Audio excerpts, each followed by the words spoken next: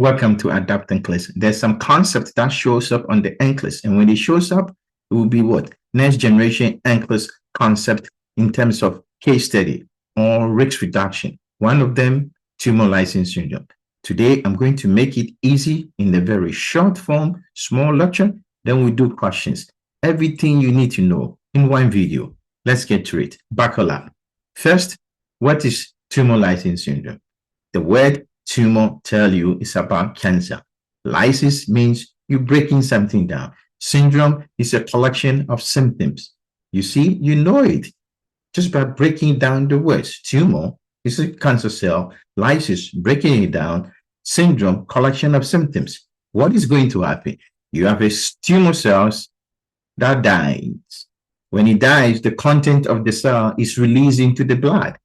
The bloodstream basically get overwhelmed. All this gut information about the cells is released into the bloodstream. Bloodstream does not like it. There's a reason why it's inside the cell.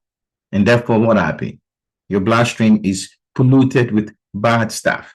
In the process, you get overwhelmed by your body and you manifest what is being dumped into the blood cell. That's all. That is what it means, tumor lysis syndrome. And when you get overwhelmed, you show signs of the syndrome. What happens? Usually, when someone is getting chemotherapy, so that's your buzzword. When you're looking for a case study and you hear about somebody getting chemotherapy and they getting sick, pay attention. It may be tumor lysis syndrome. Or cells growing very fast. Pay attention. That's your clue. That's the buzzword you're looking for in the case study. Now, who's going to get it? This is what the NCLEX love. So pay attention. Who? You got to know this because in the case study, they will mention one of this. Who are they going to mention? Somebody who has leukemia, lymphoma, or they have tumor that has high burden. That means it's growing very fast. The same thing, rapid cell turnover, or they starting chemotherapy. Even if you get dehydrated, your cell can burst. And in the process, releases content. But that's low yield. The high yield information is leukemia, lymphoma, or somebody getting chemotherapy. That's the one I want you to pay attention, and that's your clue. Now, what is the information you will see in the case study or in the question? Patient just started chemotherapy. All of a sudden, the lab values are abnormal. That's all. They don't really tell you they're getting tumor lysis syndrome. Chemotherapy, lab work, abnormal. That's your clue, and you use it to answer the question. Straightforward. Now, what lab work are you looking for?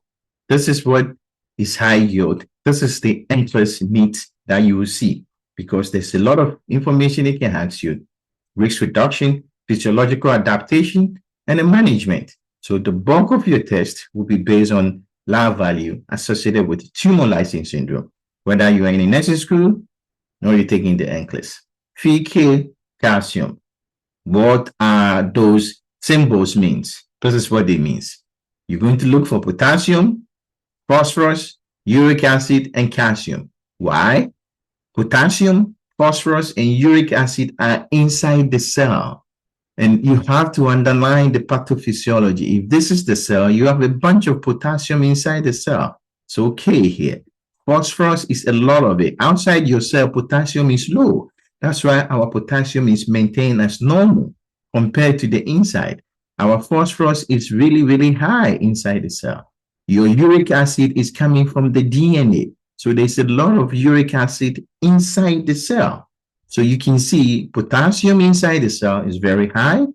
Phosphorus inside the cell is very high.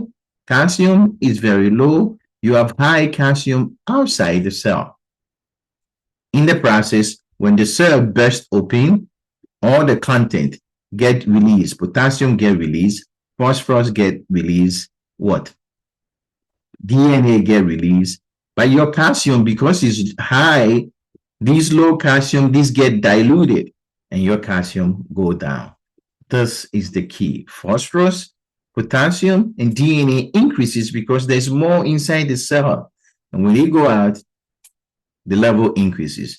There's a lot of calcium outside the cell, but because of the release of the content, it diluted.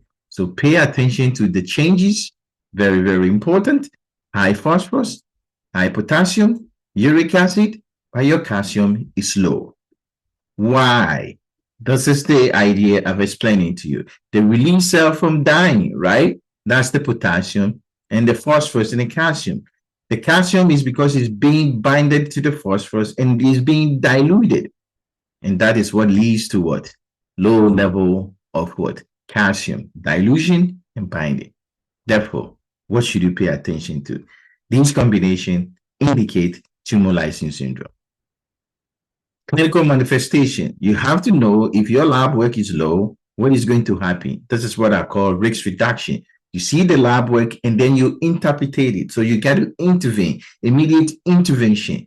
You see how many questions they can ask you? Risk reduction question right here. What do you see? When your potassium is high, what happened? Arrhythmia, you get weak, muscle cramps and everything. Therefore, you got to intervene. When your potassium is low, you can go into seizures. So you got to institute seizure precaution. You see, management of good, numbness and tightening. These are all signs that you have to pay attention to, and you got to do something, action by the nurse to prevent further injury to the patient. Risk reduction. Your uric acid is very high. It's like gout. You're going to affect your kidney, renal failure. You get into AKI, low urine output. All these things, the nurse has to intervene.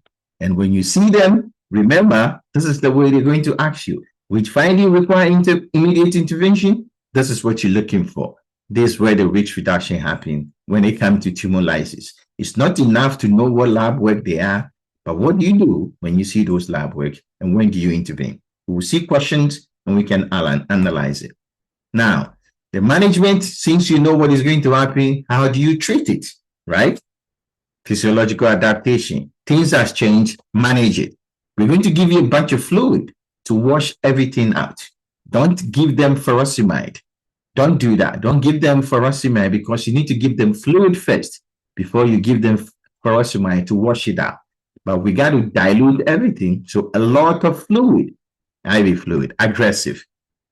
Then we got to monitor the lab and make sure they are changing. And we got to bind to what? The uric acid. If you know how to treat gout, this is the same thing. Allopurinol or Rasburicase. These are the two medications. Everybody know allopurinol. But I want you to know Rasburicase because that's what the NCLEX will ask you in the case study. This is high yield fact I'm giving you. Now, cardiac monitoring. This is your number one. Don't get trapped. When I give you tumor lysis syndrome, don't go and pick aggressive IV fluid, lab monitoring, or allopurinol. We got to protect the heart and save the individual before we do anything else. Don't get trapped. And this is the second trap. The calcium we know is going to be low. Don't give them calcium. Why is the calcium low? It's because it's being banded by what? Phosphorus, and it's being diluted. If you take away phosphorus, the calcium is going to be normal. Unless they have symptoms. If they have symptoms, you give them calcium. But if they have no symptoms, just because the lab value is low, never do that. And this is the NCLEX trap. I always give you things the NCLEX will ask you because it's clinical. They don't want you to memorize things, but they want you to understand it. Therefore, if I see low calcium, do I replace it? No, unless they have symptoms. Just because it's low doesn't mean you treat it.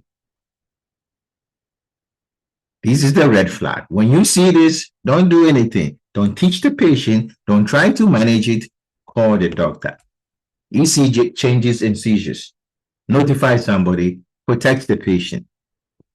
If the urine output is low, call the doctor. If you see sudden muscle cramp and twitching, that's moderate hypocalcemia. They're going to have seizures. These four, I want you to call the doctor or rapid response.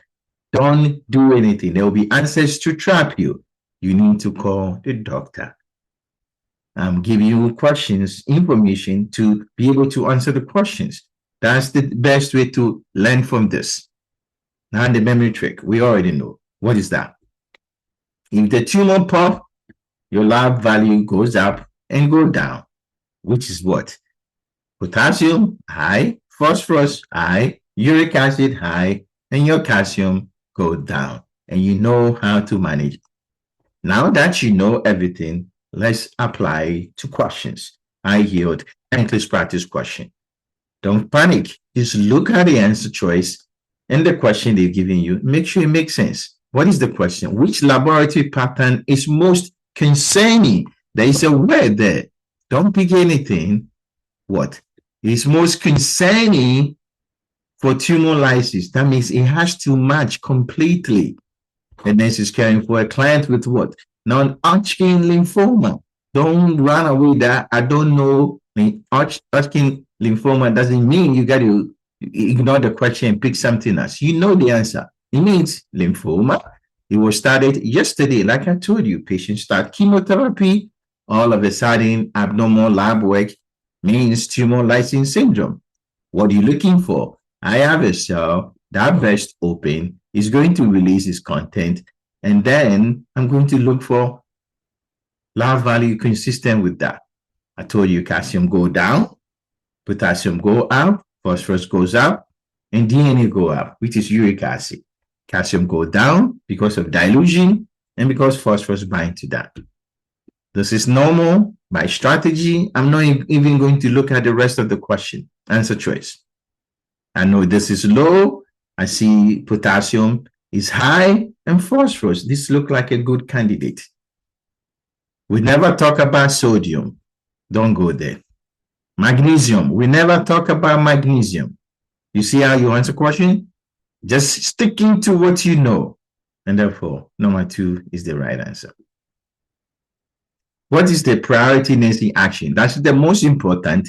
Is going to kill the patient if you don't do it. And this is receive lab results for a client receiving chemotherapy. That's your clue.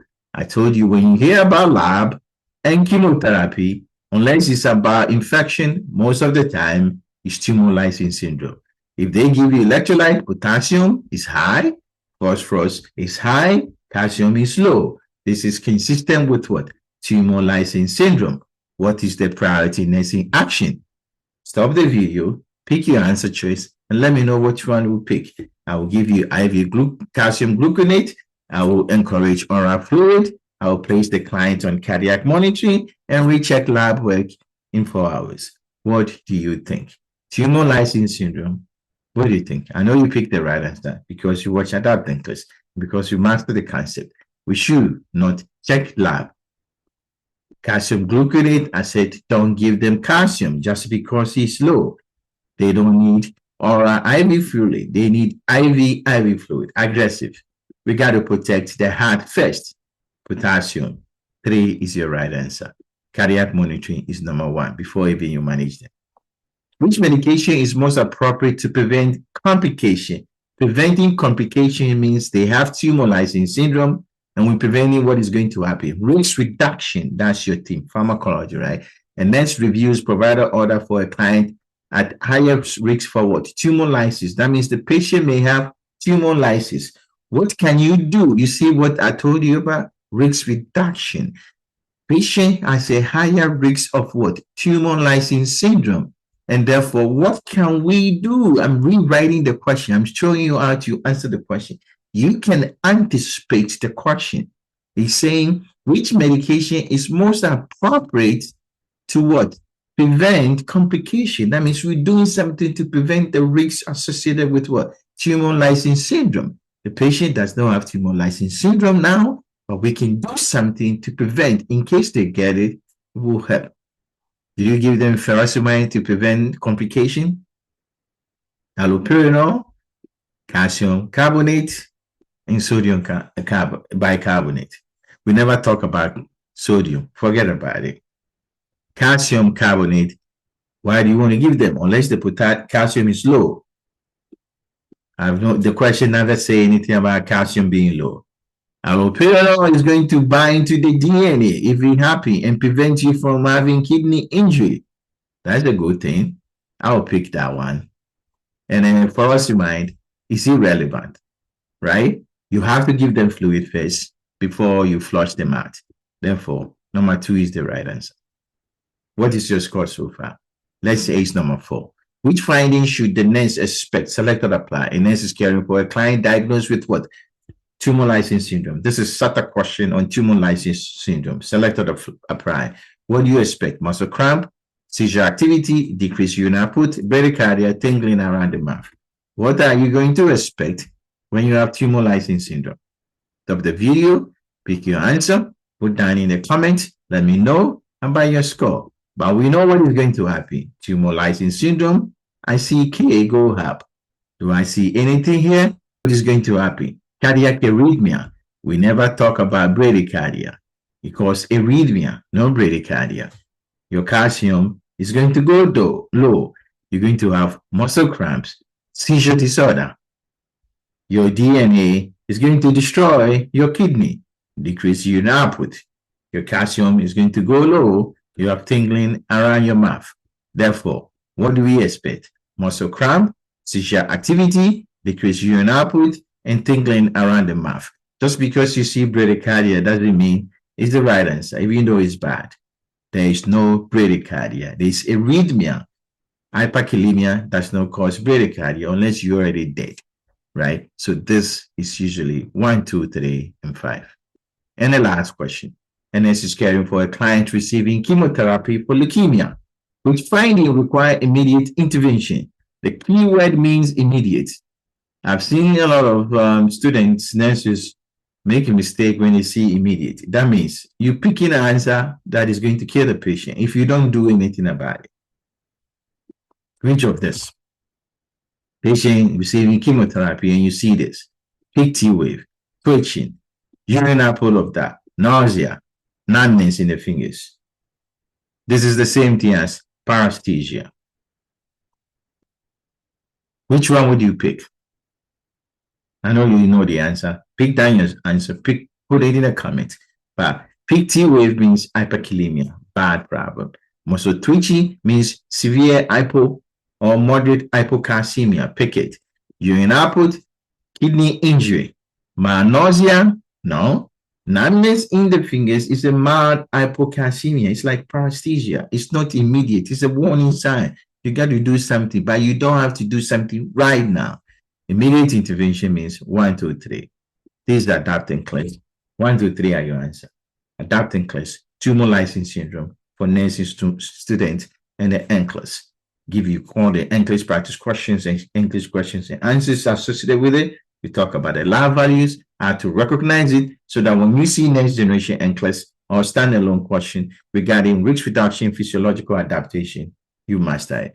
Take care of yourself. And if you like this video, I will link a video on leukemia and Tumor Lysis Syndrome so that you can consolidate the two together. Take care of yourself and good luck.